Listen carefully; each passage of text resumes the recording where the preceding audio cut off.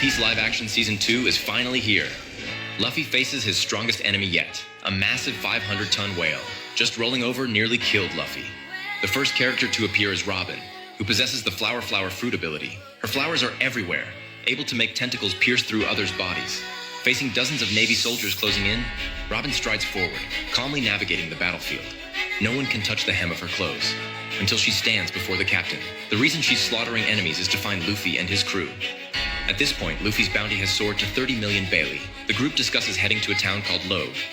It's where the previous pirate king, Roger, was executed, and also the birthplace of the One Piece legend. Luffy's greatest dream was to become the new pirate king. Roger was now imprisoned, with his execution scheduled for the next day. The man who captured him was none other than Luffy's grandfather, Garp. Before his execution, Roger voiced his final wish. I have a son. I need you to find him. Care for him. Keep him safe. Then why are you asking this of me? If there's no son, he'll have to suffer for the sins of his father. Just as Roger had anticipated, Garp despised pirates, but he only captured those truly beyond redemption. By the next day, Luffy had also arrived at the town. The group split up. Luffy gathered food while Zoro went to buy weapons. But as soon as he entered the armory, he encountered a girl with glasses. The moment she looked up, Zoro froze. Kuina had been his fellow disciple, yet Kuina was dead, becoming an obsession within Zoro's heart. But the girl before him was a marine. Not wanting to reveal his tension, Zoro turned and entered the armory. Soon night fell, and the time for Roger's execution arrived. Luffy kept asking about the execution platform's location. Suddenly, a green-haired monster appeared. He claimed to be the most powerful figure in Roger Town, with no one in the entire town daring to disrespect him. Luffy thought he'd met a benefactor, completely unaware that his wanted posters were plastered everywhere around the corner. The two arrived at the execution platform, which was deserted, just as the green-haired monster tried to sneak attack from behind.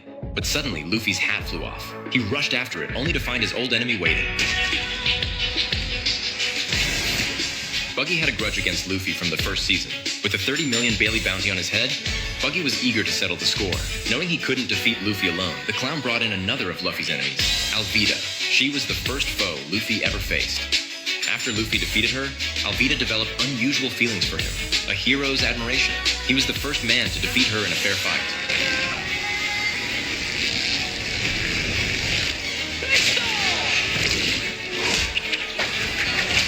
Now, Alvida had eaten the slip fruit. Luffy believed his rubber fruit powers were invincible. Though not immortal, his regenerative abilities were nearly unmatched. Alvida used her slippery powers to disorient Luffy's vision, then secretly snatched a spiked club. A swarm of pirates rushed forward and chained Luffy up. These shackles were made from a special substance found in the ocean, capable of weakening the powers granted by devil fruits. After the trial, they shockingly sentenced Luffy to death. Unexpectedly, Luffy's crewmates arrived just then. Nami's stylish spiral kick was easily dodged. She now realized she was no match for Alvida. Usopp produced a secret weapon, and the two executed flawless teamwork. Amidst their fierce battle, Luffy was led to the execution platform. Biggie drew his sword from his waist just as the crisis peaked. Facing death, he smiled with astonishing radiance. This scene was fully witnessed by the Navy captain nearby. He knew Luffy would never die easily, for that smile reminded him of Goldie Roger.